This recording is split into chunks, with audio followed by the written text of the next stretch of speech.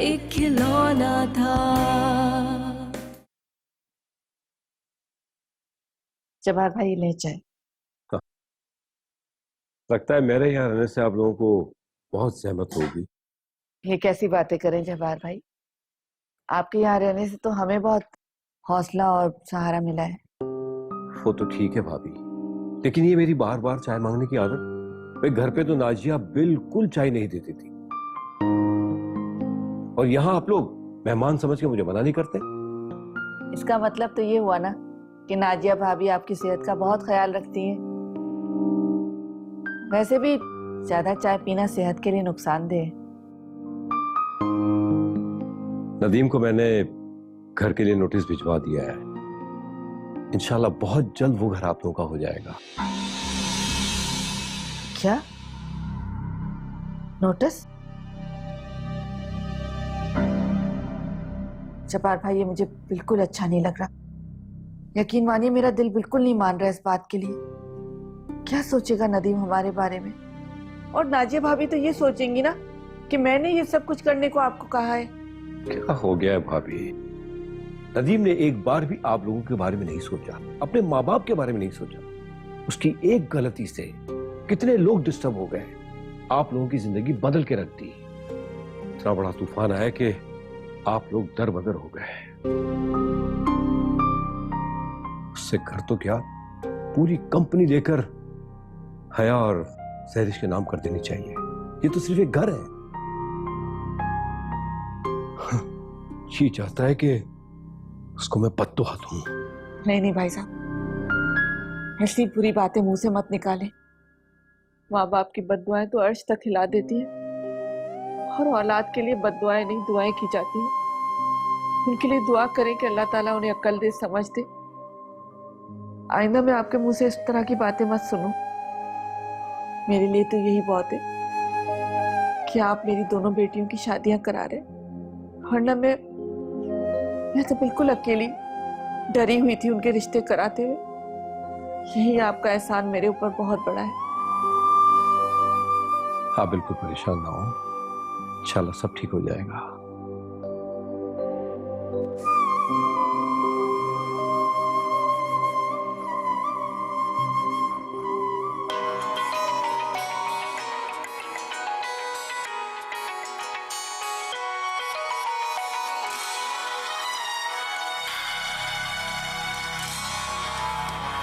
ये तो शरियार की कॉल है।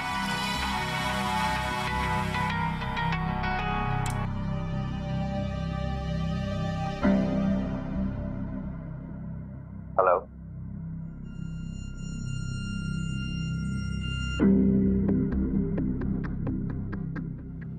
शरियार की कॉल हया के पास।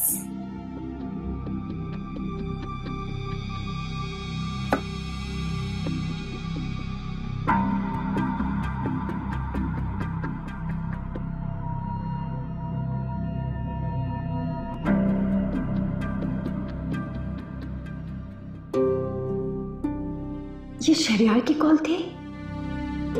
यकीन नहीं आ रहा। शरियार की कॉल हया के मोबाइल पर, और वो भी इस वक्त। नहीं, ये कोई इत्तेफाक भी नहीं। मैं तो कोई गलतफहमी समझ रही थी, लेकिन मैं कभी शरियार की आवाज को भूल नहीं सकती। इसका मतलब है दोनों आपस में बात करते हैं। हाँ, मुझे यकीन नहीं आ रहा ये वही है जो शरियार के किरदार पर लाखों इल्जामात लगाती है और अब खुद उससे बात करती है। हया अब शरियार से बात क्यों करती है? किस रिलेशन से बात करती है? मम्मी प्लीज, आप मेरी बात समझने की कोशिश तो कीजिए। तो मुझे क्या समझाना चाहती हो बताओ? मैंने आज तक तुम्हारी हर बात को हरफे आखिर समझा। तुमने जो बात कही मैंने उसे दुरुस्त समझा, तुम्हारे फैसले को माना, लेकिन आज नहीं। मम्मी प्लीज प्लीज मुझे समझने की कोशिश कीजिए। आप ये चाहती हैं ना कि मैं शादी कर लूं? मैं कर लूंगी शादी, मगर अभी नहीं। अभी नहीं, कुछ अरसे बाद। देखो आया, मैंने तुमसे पहले भी पूछा था, तुम्हें अगर कोई पसंद है तो मुझे बता दो। आज फिर वही बात दोहरा रही हूँ, अगर कोई पसंद है तो बता दो, मैं तुम्हारी शादी वहीं करवा दूंगी। वरना तुम्हारे अंकल ने जो लड़का पसंद किया है, तुम उसे देखो, बहुत अच्छा लड़का है और मुझे तुम्हारे अंकल पर पूरा भरोसा है। अंकल जो अपने बेटे को ना समझ सके, वो किसी दूसरे के लिए क्या सही फैसला करेंगे? हया, अपनों को पहचानने में इंसान कभी कभी गलती कर जाता है, और तुम शादी से इनकार करके गलती न करो तो बेहतर होगा। इसका मतलब ये हुआ कि आप मेरी बात नहीं मानेंगी? नहीं, हरगिज नहीं, ये मानने वाली बात ही नहीं है। आपको क्या लगता है इस तरह जिद करके, जबरदस्ती करके आप मुझसे अपनी बात मनवा लेंगी? हया, खुदा के वास्ते मुझे मेरा फर्ज अदा करने दो। शादी की भी एक उम्र होती है। 2-4 साल के बाद तुम्हें कोई पूछेगा भी नहीं, तुम्हारी उम्र निकल जाएगी। फिर लोग तो मुझे ताने देंगे ना कि बेटी की शादी की फिक्र नहीं की। देखो या, मुझे न तुम्हारी नौकरी की जरूरत है और न पैसों की। शादी करो, अपना घर बसाओ। ठीक है, आप मेरी बात नहीं मान रही ना, तो फिर मैं एक काम करती हूँ, मैं ये घर ही छोड़ के चली जाती हूँ। हया, हया, मेरे खुदाया, क्या हो गया इस लड़की को? इतनी जिद्दी।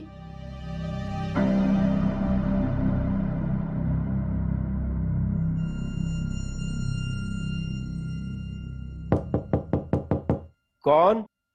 आ जाओ। आजा बेटा, आ जाओ। सॉरी अंकल, आपकी नींद डिस्टर्ब की मैंने, आप सो रहे थे शाम। बैठो बेटा, बैठो। तुम क्या नींद डिस्टर्ब करोगी बेटा? इस उम्र में तो वैसे ही नींद रूठ जाती है। क्या बात है बेटा? अंकल एक्चुअली आपसे बहुत जरूरी बात करनी है मुझे। क्या बात है बेटा, बोलो। एक्चुअली अंकल, मम्मी मुझे शादी के लिए बहुत प्रेशराइज कर रही है और मैं अभी शादी करना नहीं चाहती। मैं ये चाहती हूँ कि आप उन्हें समझाएं अंकल, प्लीज। लेकिन क्यों बेटा? अभी नहीं अंकल, यूं समझिए कि अभी मुझे जिंदगी में बहुत अहम काम करने हैं। बेटा, काम तो शादी के बाद भी हो सकते हैं। अंकल प्लीज, प्लीज आप समझने की कोशिश कीजिए। मैं शादी नहीं करना चाहती। आखिर क्यों बेटा? कोई वजह तो हो।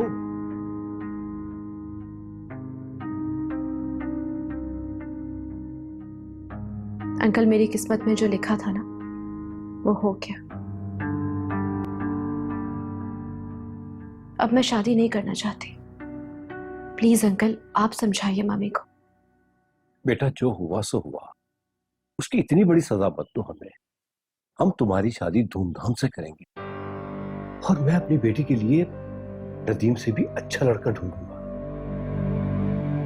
अंकल, शादी करके मैं खुद को और जो मुझसे मंसूब होगा उसको दुख नहीं देना चाहती।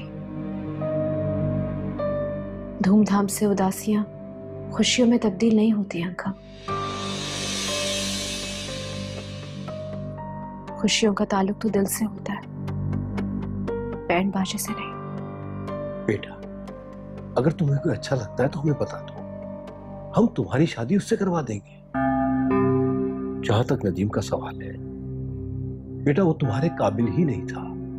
वो कभी भी अच्छा शौहर साबित नहीं हो सकता था। मैं उसका बाप हूं, मैं खुद कहता हूं, अच्छा हुआ तुम्हारी शादी उससे नहीं हुई।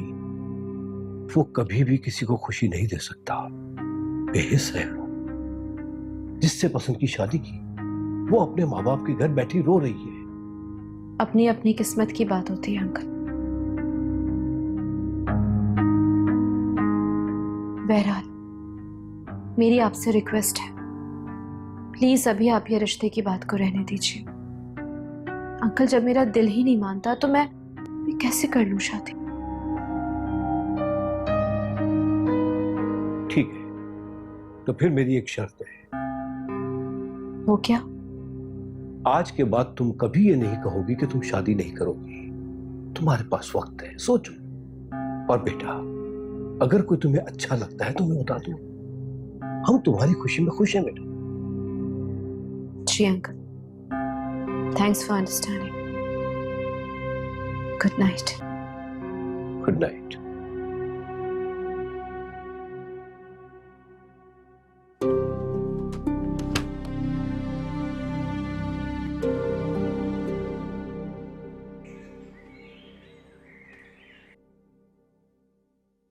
Good morning. Good morning.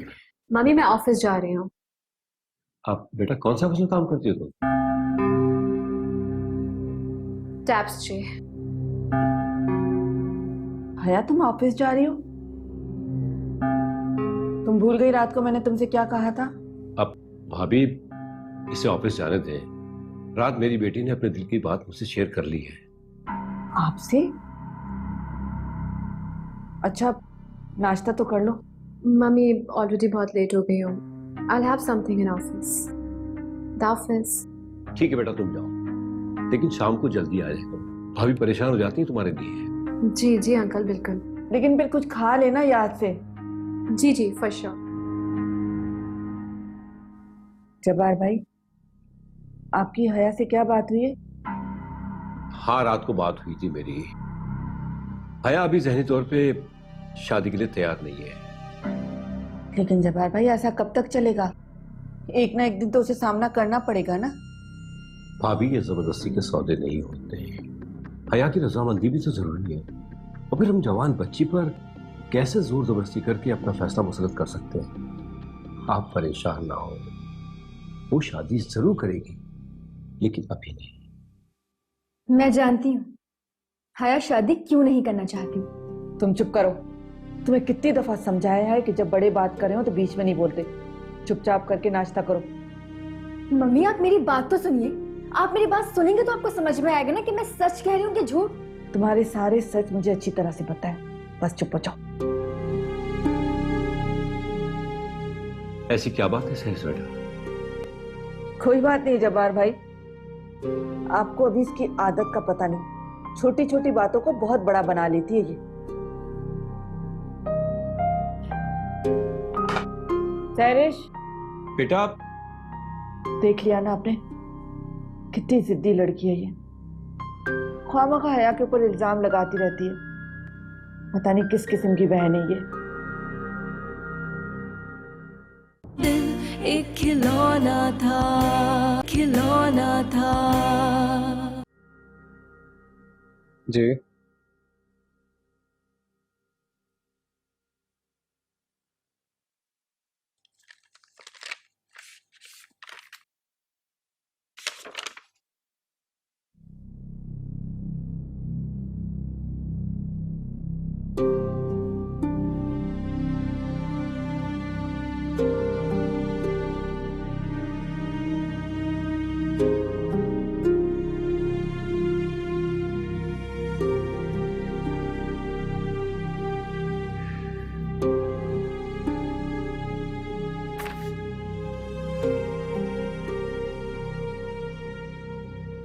Mummy please आज तो फोन पिक कर लें। आई मीन प्रॉब्लम यार।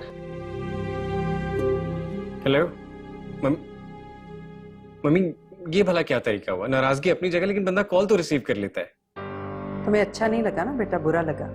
इसी तरह हमें भी तकलीफ होती है, हमारे सीने में भी दिल है। और किस मुंह से तुमसे बात करूं? तुमने अच्छा नहीं किया हमारे साथ। तुम्हारे बाप के लाख मना करने के बावजूद मैं तुम्हारे पास मिलने कराची आई, और तुम मेरे कहने पे भी अपने बाप से मिलने नहीं गए। वाह, तुमने मेरे दिल को बहुत ठेस पहुंचाई है नदीम। दुख दिया तुमने माँ के दिल को। मम्मी प्लीज, आपको पता है मेरी सिचुएशन क्या है? मेरे साथ हुआ क्या है? कातलाना हमला हुआ है मुझ पर, गोली लगी है मुझे। अब आप ही मुझे बताएं। ऐसे में मुजफ्फर को झूठ बोलने को ना कहता तो और क्या, इसीलिए मैंने उससे कहा कि आपसे कह दें कि मैं दुबई चला। रेडी लाख नाराज से, लेकिन हूं तो मैं उन्हीं का बेटा ना। कैसे बर्दाश्त करते इतना बड़ा सदमा? या अल्लाह, इतना कुछ हो गया और हमें खबर ही नहीं। बेटा कम से कम मुझे तो फोन करके बता देते। मेरा बेटा मौत के मुंह से निकल के आया और मेरे फरिश्तों को भी इल्म नहीं है। मैंने ठीक होते ही आपको इतनी कॉल्स की, लेकिन आपने एक कॉल रिसीव नहीं की। अब कह रहे हो ना, बहुत घबराहट हो रही है बेटा, दिल चाह रहा है उड़ के आ जाऊं तुम्हारे पास, तो मैं देखूं अपनी आंखों से। अब देखें कैसे प्यार उमड़ रहा है आपका, तो पहले ही मेरी कॉल रिसीव कर लेती, इतनी कॉल्स की मैंने आपको। अच्छा मम्मी, डैडी ने मुझे एक लीगल नोटिस भिजवाया है। क्या? कैसा लीगल नोटिस? इसमें लिखा है कि डिफेंस वाला घर में जमाल अंकल की दोनों बेटियों के नाम कर दूं, और अगर मैंने ऐसा ना किया तो घर के साथ साथ वो कंपनी भी मुझसे वापस ले लेंगे। ये क्या हो गया तुम्हारे बाप को? किस तरह की बातें कर रहे हैं? हमदर्दी में किसी की मदद तो की जा सकती है, लेकिन करोड़ों की जायदादें तो उनके नाम नहीं कर सकते। अब आप मुझे बताएं मैं क्या करूं मम्मी? आप अच्छी तरह से जानती हैं कि मैं बिल्कुल भी मटेरियलिस्टिक नहीं हूं, मेरे लिए इन सब चीजों की कोई अहमियत नहीं है। तुम्हारे डैडी के दिमाग पे जमाल अंकल की डेथ का कुछ ज्यादा ही असर हो गया है। जमाल अंकल की डेथ हो गई है? हाँ बेटा, उनकी डेथ हो गई है, और तुम्हारे डैडी उनकी मौत का जिम्मेदार तुम्हें ठहराते हैं। बड़ी मुश्किल से उनके घर वालों का पता ढूंढा है उन्होंने, कराची में है वो, और तुम्हारे डैडी भी कराची में ही है। डैडी कराची में, और आपने मुझे बताया तक नहीं। आप इतनी संदिल कब से हो गई मम्मी? जो भी हूँ, जैसा भी हूँ, मैं बेटा हूँ आपका, आपकी औलाद हूँ। बेटा मेरी जान, मैंने तुम्हारे अब्बू को बहुत मनाने की कोशिश की कि वो तुमसे मिल लें, लेकिन उन्होंने मेरी एक नहीं सुनी। तुम्हें क्या बताऊं कि मैं कितना तड़प रही हूं कि बाप और बेटा एक ही शहर में और एक दूसरे से मिल नहीं रहे। आप मुझे बताएं कि डैडी किस होटल में? मैं अभी जा रहा हूँ उनके पास। अब तो वो जमाल भाई के घर शिफ्ट हो गए हैं, और उनका एड्रेस मुझे मालूम नहीं है। मम्मी ये क्या तरीके, शहर में अपना घर होने के बावजूद होटलों में या दूसरों के घर में रहना, ये मेरे साथ ज्यादती नहीं है? और ऊपर से ये लीगल नोटिस। तुम वो घर किसी कीमत पे किसी के नाम नहीं करोगे नदीम। मैं करती हूँ बात तुम्हारी डैडी से, समझे? चलो ओके, जी बाय बाय।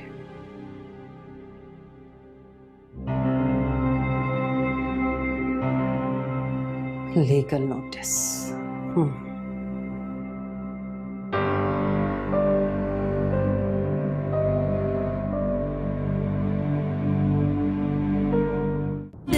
एक खिलौना था, एक खिलौना था। Good morning. इस रूम में क्या देख रहे हैं? यही के कोई सबूत मिल जाए। आप तो उन लोगों में से हैं जो वापसी पे अपने कदमों के निशान भी मिटा के चलते हैं। ये जो मैं तुम्हारी रही सही इज्जत करती हूँ, सिर्फ नदीम की वजह से। ऐसा ना हो कि मैं वो भी करना छोड़ दूँ। डैडी ने ये नोटिस भिजवाया है, मैं डिफेंस वाला घर उस फैमिली के नाम कर दूं जहां मैंने पहले शादी से लिखा है। आप एक दफा शादी से पहले उससे मिल तो लेते। हो सकता है कि आपको माहीन से शादी करने की जरूरत ही महसूस नहीं। जीवन में खुशियों के दिन कितने थोड़े थे, आंखों ने आंखों से क्यों रिश्ते जोड़े थे।